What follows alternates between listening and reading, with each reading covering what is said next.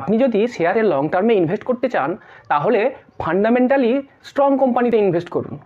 এই অ্যাডভাইস আমরা বহুবার শুনেছি, কিন্তু কিভাবে করব আমরা এই ফান্ডামেন্টাল অ্যানালিসিস? কী করে? তিনটে জিনিস দেখব। প্রথম যেটা হলো সেটা হচ্ছে কোয়ান্টিটেটিভ অ্যানালিসিস, মানে যেগুলো আমরা মেজার করতে পারবো। তারপরে আসবে কোয়ালিটেটিভ অ্যানালিসিস, মানে যেগুলো আমরা মেজার করতে পারবো না, যেটা কোয়ালিটি দেখে আমাদের বুঝতে হবে। তৃতীয় যে পয়েন্টটা হলো যে কোয়ান্টিটেটিভ এবং কোয়ালিটেটিভ অ্যানালিসিস করার পরে আমি দেখব যে স্টকটা ভ্যালুয়েশন কী আছে। কোয়ান্টিটেটিভ অ্যানালিসিসের যে প্রথম ধাপ সেটা হলো রেভিনিউ গ্রোথ। আমাদের দেখতে হবে যে যে বিজনেসটা আমি কিনতে যাচ্ছি সেই বিজনেসটা কীরকম চলছে, তার বিক্রি বাটা কেমন চলছে। আমি দেখবো যে গত 10 বছর বিজনেসটা কীরকমভাবে চলছে, তাদের সেলস বাড়ছে না কমছে বা কীভাবে বাড়ছে। যদি গত 10 বছর তাদের সেলস ভালো হয়ে থাকে তাহলে একটা বড় প্রবাবিলিটি আছে যে আগামী বছরগুলোতেও তাদের সেলস ভালো যাবে। আমি আপনাদেরকে একটা উদাহরণের সাথে দেখাচ্ছি। এটা আমি শো করেছি পিডিলাইট ইন্ডাস্ট্রির গত 10 বছরের ডেটা। এবার যদি আপনি দেখেন যে গত 10 বছর পিডিলাইট ইন্ডাস্ট্রির যে সেল আছে সেই সেলটা 10.43% ক্যাগারে বৃদ্ধি হয়েছে। মানে আপনি যদি দেখেন যে গত 10 বছর লাগাতার 10%-এর উপর সেই কোম্পানির সেলস গ্রোথ হয়েছে প্রতি বছর। একটা ফান্ডামেন্টালি স্ট্রং কোম্পানি দেখতে চাই তাহলে আমি প্রথম যেটা দেখব সেটা হলো যে তার রেভিনিউ গ্রোথ যেন ডাবল ডিজিটে হয়, অর্থাৎ 10% বা তার বেশি হয়। কেন 10% বলছি? কারণ আমাদের ইন্ডিয়ার যে জিডিপি সেটা প্রায় 7 থেকে 8% আছে। তো 7 থেকে 8% তো অটোমেটিক্যালি গ্রোথ হবে। তার সাথে যদি বিজনেস গ্রোথটা যোগ করি তাহলে মিনিমাম 10% হওয়া উচিত। তো আমাদের প্রথম যে ক্রাইটেরিয়াটা হবে, প্রথম যে স্ক্রিনিং টেস্ট যেটা আছে ফান্ডামেন্টালি স্ট্রং কোম্পানি চেক করার যে প্রথম স্ক্রিনিং টেস্ট যেটা হবে সেটা আমাদেরকে দেখতে হবে যে কোম্পানিটার গত 10 বছরের রেভিনিউ গ্রোথ যেন 10% বা তার বেশি হয়। তো screener.com এই ওয়েবসাইটে গিয়ে খুব সহজেই আপনি কোম্পানিটার গত 10 বছরের রেভিনিউ গ্রোথ দেখতে পাবেন। এরপরের যে পয়েন্ট সেটা হলো নেট প্রফিটের কি গ্রোথ হচ্ছে। ধরুন বিক্রি বাটা তো বাড়ছে, কিন্তু তার সাথে সাথে যদি খরচাও বেড়ে যায় তাহলে তো প্রফিট বাড়বে না। তাহলে আমাকে বিক্রি বাড়াতে হবে, কিন্তু দেখতে হবে যে তার সাথে সাথে প্রফিটটাও যেন ভালো হয়। তো প্রফিট গ্রোথটাই সেই জন্য খুব ইম্পর্টেন্ট। এবার যে কোম্পানির এক্সাম্পলটা আমি আগে দিয়েছিলাম পিডিলাইট ইন্ডাস্ট্রির, এবার দেখুন যে পিডিলাইট ইন্ডাস্ট্রির গত 10 বছরের প্রফিট গ্রোথের ডেটা। তো দেখুন গত 10 বছরে পিডিলাইট কোম্পানির প্রফিট গ্রোথ 11.03%, মানে প্রফিট গ্রোথ রেভিনিউ গ্রোথের থেকেও বেশি 11% CAGR হারে তার প্রফিট গ্রোথ বৃদ্ধি পেয়েছে। এরপরে যে পয়েন্টটার দিকে নজর রাখবো সেটা হলো ফ্রি ক্যাশ ফ্লো।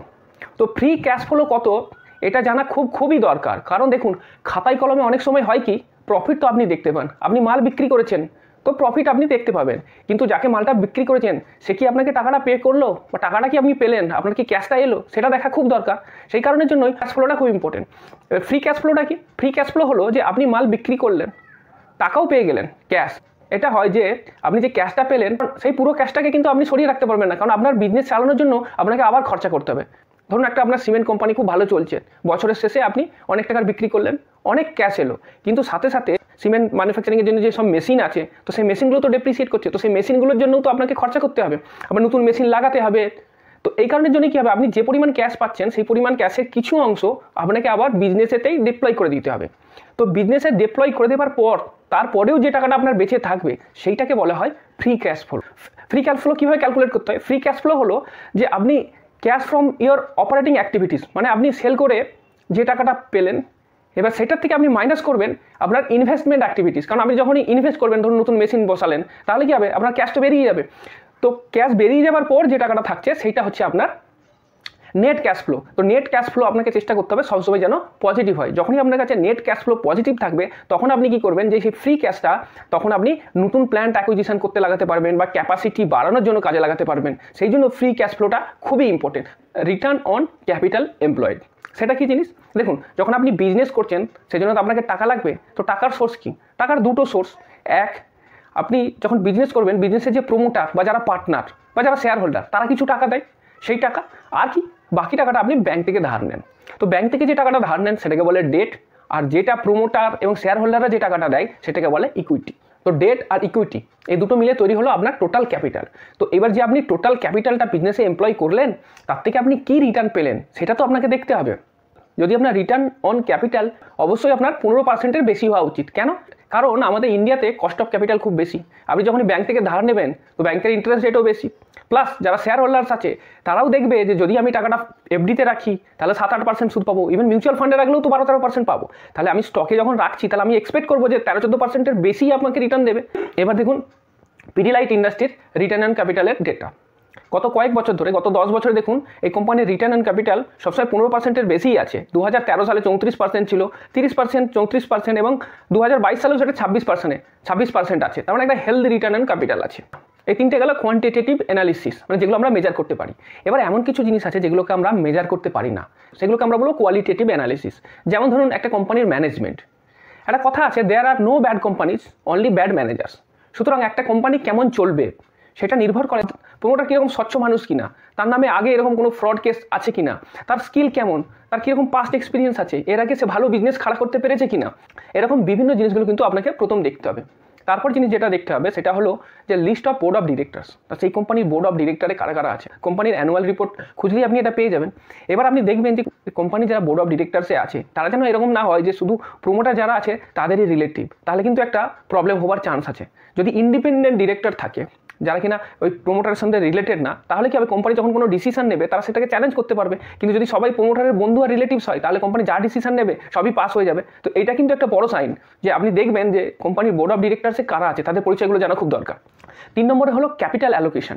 কোম্পানি তার যে ক্যাপিটাল সেটাকে কীভাবে অ্যালোকেশন করছে, তারা কি ঠিকভাবে অ্যালোকেট করতে পারছে, তারা কি বিজনেসে অ্যালোকেট করছে নাকি অন্য কোথাও অ্যালোকেট করছে। ধরুন পিডিলাইটের ক্ষেত্রেই তো সে যখন গ্রোথ করতে চাইবে সে চাইবে কি আরও ছোটো অন্য কোনো অ্যাডহেসিভ কোম্পানি আছে তাকে অ্যাকুইজিশন করতে পারে, তার আরও নতুন নতুন প্রোডাকশন প্ল্যান বাড়াতে পারে।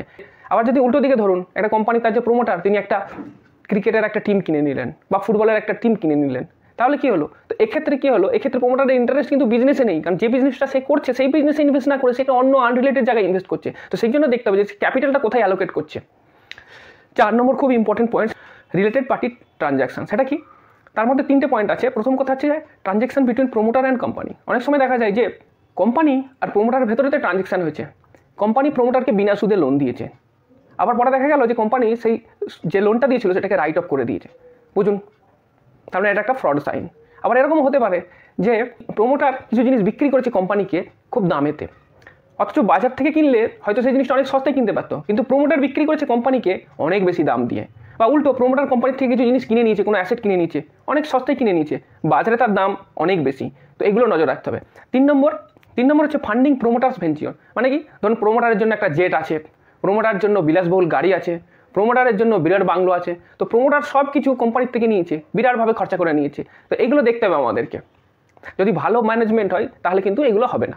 এরপরে যে প্যারামিটার্সগুলো আছে সেগুলো হলো, যেমন ধরুন ব্র্যান্ড। কোম্পানির ব্র্যান্ড একটা খুব ইম্পর্টেন্ট। আমি আপনাকে দেখাচ্ছি ইন্ডিয়ার টপ 10 ব্র্যান্ড। দেখুন সবার প্রথমেই আছে টাটা গ্রুপ, তারপরে আছে ইনফোসিস, এলআইসি, রিলায়েন্স। তো এই ব্র্যান্ড তৈরি করা একদিনে হয় না, ব্র্যান্ড তৈরি করতে গেলে অনেক মেহনত করতে হয় এবং অনেক দীর্ঘদিনের রেজাল্টের ফলে এই ব্র্যান্ডটা ক্রিয়েট হয়েছে। তো ব্র্যান্ড খুব ইম্পর্টেন্ট জিনিস। তো ব্র্যান্ড হলো একটা কোম্পানির একটা বড় কম্পিটিটিভ অ্যাডভান্টেজ। তো যখনই একটা ভালো ব্র্যান্ড হবে তো সেক্ষেত্রে আপনি অনেকটাই ভরসা করতে পারবেন সেই কোম্পানির উপরেতে।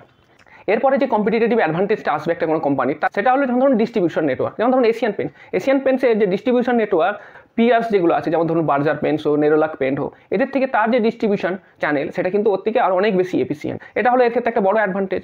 বা হিন্দুস্তান ইউনিলিভারের ক্ষেত্রেও একটা বড় অ্যাডভান্টেজ, তার এই বিরাট বড় ডিস্ট্রিবিউশন নেটওয়ার্ক। এবার ধরুন পেটেন্টও একটা কম্পিটিটিভ অ্যাডভান্টেজ হতে পারে। একটা উদাহরণ দিয়ে বোঝায়, যেমন ধরুন নেসলের ক্ষেত্রে একটা লাইসেন্স আছে বেবি মিল্ক পাউডার বানানোর।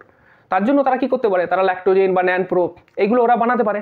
আর তারপর কিন্তু গভর্নমেন্ট আর নতুন করে আর এই লাইসেন্সটা কাউকে দিচ্ছে না বেবি মিল্ক পাউডারের ক্ষেত্রে, কারণ বলছে কি mother's milk is the best milk for a infant. তো এই কারণে জন্য গভর্নমেন্ট আর নতুন করে কাকেও পারমিশন দিচ্ছে না, কিন্তু নেসলের কাছে আছে। তো সেই জন্য কি হচ্ছে, নেসলের ক্ষেত্রে এটা মনোপলি হয়ে গেছে, কারণ নেসলেই একমাত্র আছে যে কিনা বেবি মিল্ক পাউডার বানাতে পারে। তো সেটা তাদের ক্ষেত্রে একটা বড় মনোপলি হয়ে গেল।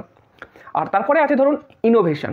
পৃথিবীতে অনেক কোম্পানি যারা ইনোভেটিভ প্রোডাক্টের জন্য বিখ্যাত, যেমন ধরুন অ্যাপেল কোম্পানি বিখ্যাত কেন, তারা নতুন প্রোডাক্ট তৈরি করে, একদমই ইনোভেটিভ প্রোডাক্ট যেটা কেউ আগে কখনো ভাবতে পারেনি। এটা একটা বড় কম্পিটিটিভ অ্যাডভান্টেজ। তো এতক্ষণ ধরে আমরা ডিসকাস করলাম একটা ফান্ডামেন্টালি স্ট্রং কোম্পানি আমরা কিভাবে খুঁজবো।